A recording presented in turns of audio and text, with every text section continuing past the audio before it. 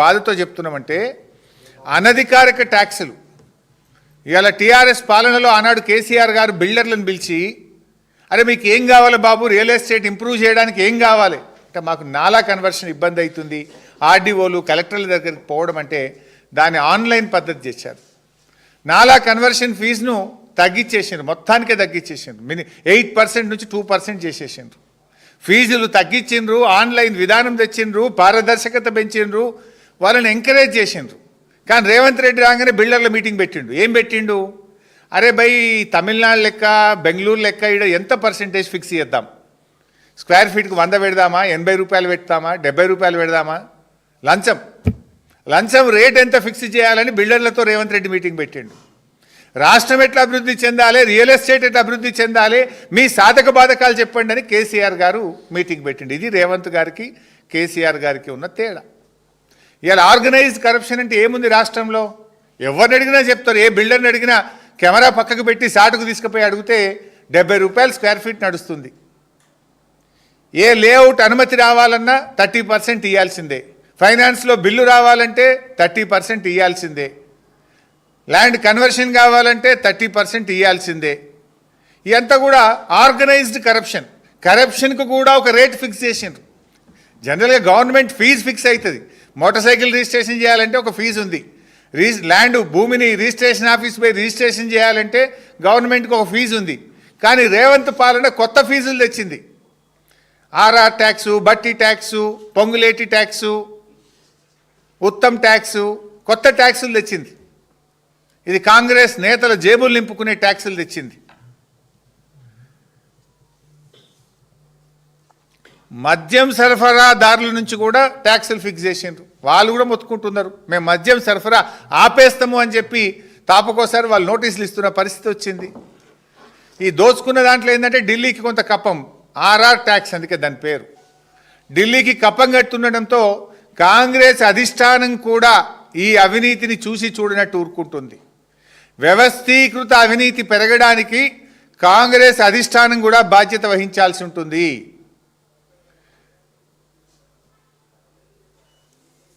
అసలు A to Z కుంభకోణం లేదే లేదుగా ఈ రాష్ట్రంలో. ఇందాక చెప్పినట్టు భూమికి ల్యాండ్ కన్వర్షన్ కావాలంటే ట్యాక్స్, అపార్ట్మెంట్ పర్మిషన్ రావాలంటే ట్యాక్స్, గేటెడ్ కమ్యూనిటీ కట్టాలంటే ట్యాక్స్, భూ సమస్య పరిష్కారం కావాలంటే ట్యాక్స్, ఫైనాన్స్లో బిల్లు రావాలంటే ట్యాక్స్. ఇవి నేను చెప్పట్లే, బిల్డర్లు చెప్తున్నారు, కాంట్రాక్టర్లు చెప్తున్నారు. కాంట్రాక్టర్లు పోయి సెక్రటరియట్లో ఫైనాన్స్ మినిస్టర్ ఛాంబర్ ముందు ధర్నాలు చేసి మరీ చెప్తున్నారు కదా ఓపెన్గా. ఇవాళ సెంట్రల్ యూనివర్సిటీ 450 ఎకరాల భూమి స్కామ్కు తెరలేపిండు. ఫార్మాసిటీ అది కేసీఆర్ గారి ప్రభుత్వము, లక్షల మంది పిల్లలకు ఉద్యోగాలు రావాలి, తెలంగాణ ఒక వరల్డ్లో ప్రపంచంలో ఫార్మా హబ్బుగా మార్చాలని మేము ప్రయత్నం చేస్తే కేసీఆర్ గారు సేకరించి పెట్టిన భూమిని ఇలా ఫ్యూచర్ సిటీ అని పేరు పెట్టి రియల్ ఎస్టేట్ వ్యాపారానికి తెరలేపిండు. సివిల్ సప్లైస్లో ధాన్యం అమ్మకాల్లో పెద్ద స్కామ్ అయింది, హైకోర్టులో కేసు నడుస్తూ ఉంది. రవాణా శాఖలో స్మార్ట్ కార్డుల స్కామ్ నడుస్తూ ఉంది. ఫ్లై యాష్ రవాణాలో స్కామ్. ఈ మధ్యనే 5 లక్షల కోట్ల స్కామ్ మా కేటీఆర్ గారు బయటపెట్టిండ్రు. హిల్ టీపీ ఈ పారిశ్రామిక భూముల అమ్మకంలో స్కామ్. పవర్ స్కామ్ 50,000 కోట్ల రూపాయల పవర్ స్కామ్ వచ్చింది. ఒక ఎమ్మెల్యే యూరియాని కూడా బ్లాక్ మార్కెట్లో అమ్ముకున్న యూరియా స్కామ్ కూడా ఈ ప్రభుత్వంలో చూసినాం. హౌసింగ్ బోర్డు అమ్మకాల్లో ట్యాక్స్, హ్యామ్ రోడ్లలో స్కామ్, HMDAలో స్కామ్లు, ఇలా చివరికి లిక్కర్ స్కామ్. వైద్య విద్యార్థులను పాస్ చేయడానికి ఫెయిల్ అయిన పిల్లల్ని, MBBSలో ఫెయిల్ అయిన పిల్లల్ని రీవాలిడేషన్ పేరు మీద మళ్ళా మార్కులు వేయడం స్కామ్ కూడా చేసిండ్రు. కాళోజీ గారు అంటారు కాదేది కవితకు అనర్హం అన్నట్టు రేవంత్ రెడ్డి గారి పాలనలో కాదేది స్కామ్కు అనర్హం అన్నట్టు పిల్లల ప్రశ్న పత్రాలు దిద్దడంలో హెల్త్ యూనివర్సిటీ వైస్ ఛాన్సలర్ స్కామ్కు పాల్పడి చివరికి ఆయన రాజీనామా చేయాల్సి వచ్చింది.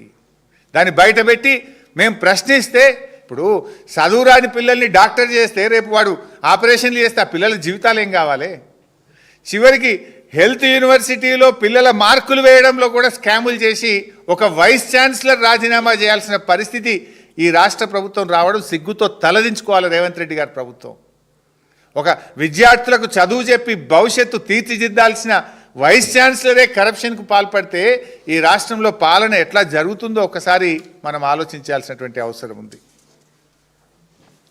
ఇక 6 గ్యారంటీలు అభయహస్తం అన్నారు, బాండ్ పేపర్లు అన్నారు. ఆ అభయహస్తం కాదు, అది భస్మాసుర హస్తం అయిపోయింది. ప్రజల పాలిట భస్మాసుర హస్తం అయిపోయింది.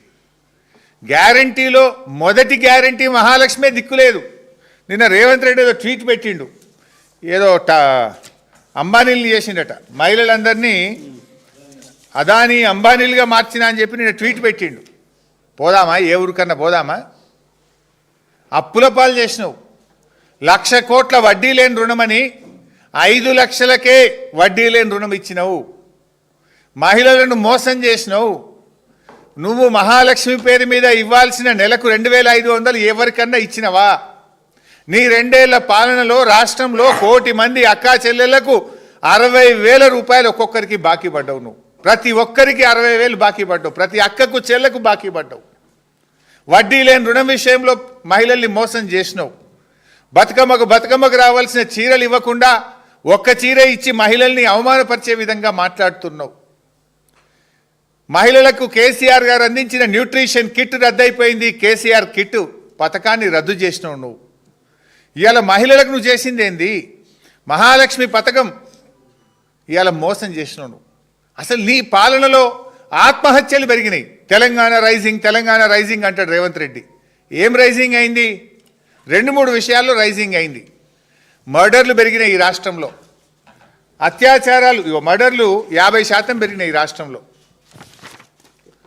58%. 2023లో 789 మర్డర్లు జరిగితే రేవంత్ పాలనలో 1,245 మర్డర్లు జరిగినాయి.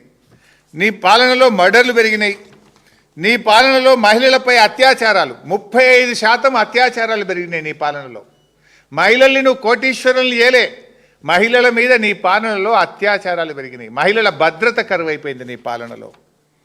నీ పాలనలో ఆత్మహత్యలు పెరిగినాయి. రైతులు 822 మంది చనిపోయిండ్రు. ఆటో డ్రైవర్లు 179 మంది చనిపోయిండ్రు. గురుకుల విద్యార్థులు 116 మంది చనిపోయిండ్రు. రిటైర్డ్ ఉద్యోగులు పెన్షన్ బెనిఫిట్లు రాక 27 మంది ఆత్మహత్య చేసుకున్నారు. బిల్డర్లు ఆత్మహత్య చేసుకున్నారు. ఇవాళ చివరికి బీసీ రిజర్వేషన్ ఇవ్వక బీసీలను మోసం చేస్తే ఒక బీసీ యువకుడు కూడా ఆత్మహత్య చేసుకునే పరిస్థితి తెచ్చినావు నువ్వు. నీ మోసాలకు, నీ దగాకు, నీ పాలన పుణ్యమాని రైతులు, నేతన్నలు, గురుకుల విద్యార్థులు, ఆటో డ్రైవర్లు, రిటైర్డ్ ఉద్యోగులు, బిల్డర్లు ఇవాళ ఆత్మహత్యల పాలైనటువంటి పరిస్థితి వచ్చేది. అసలు రోడ్డెక్కని వాళ్ళు ఎవరున్నారు? నీ పాలనలో జనరల్గా ఏముండాలి? పాలన 3 పువ్వులు 6 కాయలుగా కొనసాగాలనుకుంటారు. రేవంత్ పాలనలో 3 ధర్నాలు 6 అరెస్టులుగా జరుగుతూ ఉంది. ధర్నాలు చేయని వాళ్ళు ఉన్నారా? రోడ్డెక్కని వర్గం ఉందా అని అడుగుతున్నా. అరే, చరిత్రలో ఎప్పుడు లేని విధంగా యూరియా కోసం రైతులను పండుగ పూట రోడ్ల మీద నిలబెట్టినావు కదా. వర్షంలో తడుచుకుంటూ పిల్లల్ని కూడా స్కూల్ బ్యాగులు వేసుకొని పిల్లలు కూడా యూరియా బస్తాల కోసం లైన్లో నిలబెట్టివి. రైతన్నను యూరియా కోసం రోడ్డెక్కించినావు. పింఛన్లు పెంచాలని అవ్వ తాతల్ని రోడ్డెక్కించినావు. స్కాలర్షిప్లు, ఫీజు రియంబర్స్మెంట్లు ఇవ్వాలని ఎస్సీ ఎస్టీ బీసీ పిల్లల్ని రోడ్డెక్కించినావు. అరే, పురుగులన్నం మాకొద్దని గురుకుల పిల్లలు హైవేల మీద రోడ్డెక్కి ధర్నాలు చేసే పరిస్థితి తెచ్చినావు. రుణమాఫీ కోసం, రైతు బంధు కోసం, విత్తనాల కోసం రైతుల్ని రోడ్డెక్కించినావు. మా డిఏలు ఇవ్వండి, మా పిఆర్సీలు ఇవ్వండి అని ఉద్యోగులు నల్ల బ్యాడ్జీలు పెట్టుకొని నిరసనలు చెప్పే పరిస్థితి తెచ్చినావు. ఇవాళ గ్రామ పంచాయతీ సిబ్బంది మా జీతాలు ఇవ్వండి, ట్రాక్టర్ల డీజిల్కు పైసలు లేవని పంచాయతీ సెక్రటరీలు, గ్రామ పంచాయతీ వర్కర్లు రోడ్డెక్కిండ్రు. ఆశాలు, అంగన్వాడీలు, ఏఎన్ఎంలు ఇచ్చిన మాట అమలు చేయాలని వాళ్ళు కూడా కోటికాడికి వచ్చి ధర్నాలు చేస్తే వాళ్ళను మగ పోలీసులతో కొట్టించినవు, అరెస్టులు చేయించినవు.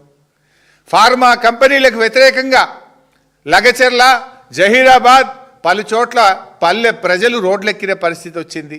ఇండ్లు కూలగొట్టొద్దని హైడ్రా బాధితులు రోడ్డెక్కి లబో దిబోమని జేసీబీలు ప్రొక్లైన్లకు అడ్డంగా పడుకునే పరిస్థితి తెచ్చినావు.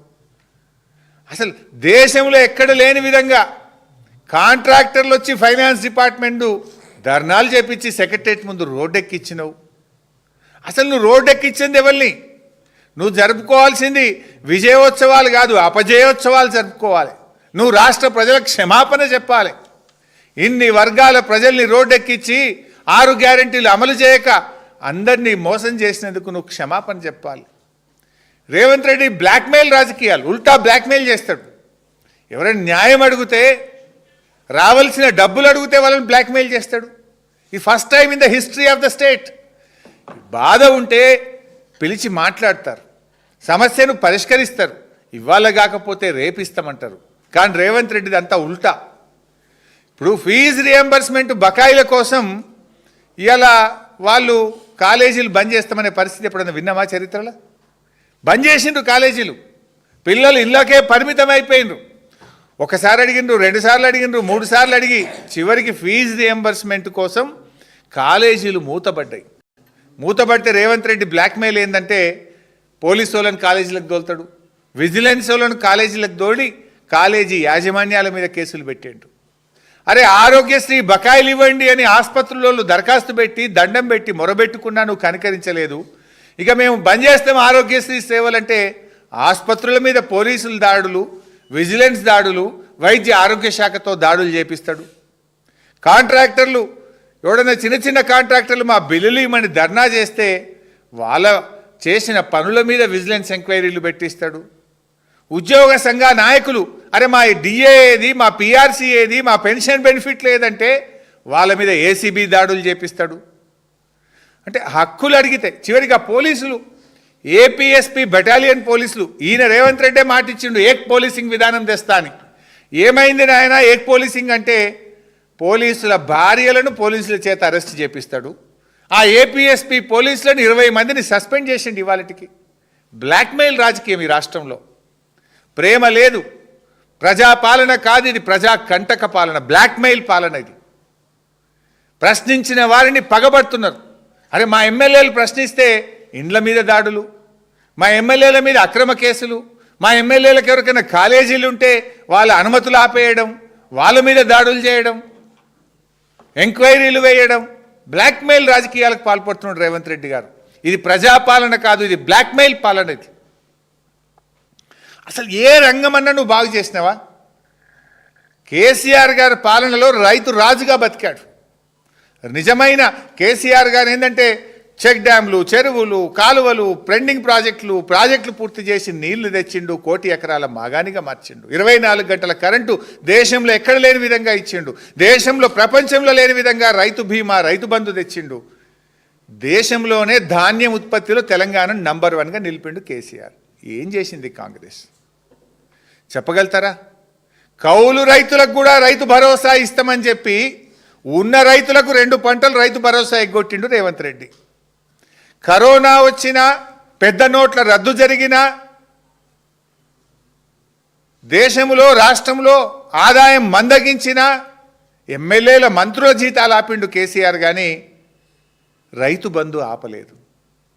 నీకు అన్నీ బాగున్నా 2 పంటలకు రైతు బంధు ఇచ్చినావు, 2 పంటలకు రైతు బంధు ఎగ్గొట్టినావు. కౌలు రైతుకి ఇస్తా అన్నావు, 3 పంటలకు ఇస్తా అన్నావు. కానీ కేసీఆర్ గారు ఇచ్చే 2 పంటలకు కూడా రైతు బంధు ఎగ్గొట్టిన ఘనత రేవంత్ రెడ్డిది. రుణమాఫీ గురించి కూడా నేను ట్వీట్లో పెట్టిండు రేవంత్ రెడ్డి. పోదామా రేవంత్ రెడ్డి? నీ ఊరికి పోదామా? నీ కొడంగల్కి పోదామా? ఈ రాష్ట్రంలో ఏ ఊరికి పోదామో చెప్పు. ఏ ఊర్లోనైనా సంపూర్ణమైన రుణమాఫీ అయిందేమో అడుగుదాం.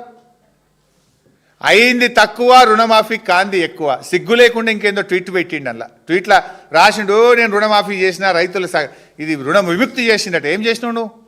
ఈ రాష్ట్రంలో ఏ ఊరికి పోయినా రుణమాఫీ అయిన రైతుల సంఖ్య తక్కువ, రుణమాఫీ కాని రైతుల సంఖ్య ఎక్కువ. I'm challenging. వ్యవసాయ మంత్రి వస్తాడా, ఫైనాన్స్ మంత్రి వస్తాడా, ముఖ్యమంత్రి వస్తాడా? ఏ ఊరికి పోదామో చెప్పండి. బట్టి గారు నీ మధురకు పోదామా? తుమ్మల గారు నీ ఖమ్మంకు పోదామా? ముఖ్యమంత్రి గారు నీ కొడంగల్కి పోదామా? రుణమాఫీ అయిందంటే నేను రాజీనామా చేస్తా, మీరు చేయడానికి సిద్ధంగా ఉన్నారా? ఎందుకు ఈ చిల్లర మాటలు?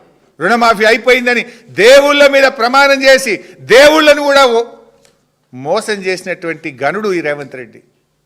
ఈ నీ మోసాలకు ప్రజలే కాదు దేవుళ్ళు కూడా బలైపోయింది.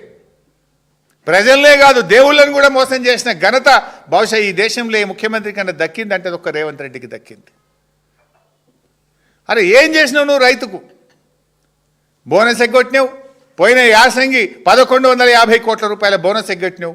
3 బడ్జెట్ స్పీచుల్లో పంటల బీమా పథకాన్ని తెస్తున్నామని బట్టి గారు కొట్టుడు, వీళ్ళు బల్లలు కొట్టుడు. మరి ఆ బట్టిగారు చదువుడేందో ఈ బల్లలు కొట్టుడేందో ఇప్పటిదాకా ఎందుకు రాలే మరి పంటల బీమా? బట్టిగారు చదవంగానే బల్లాలు రేవంత్ రెడ్డి కాంగ్రెస్ వాళ్ళు ఎగబడి దంచిర్రు.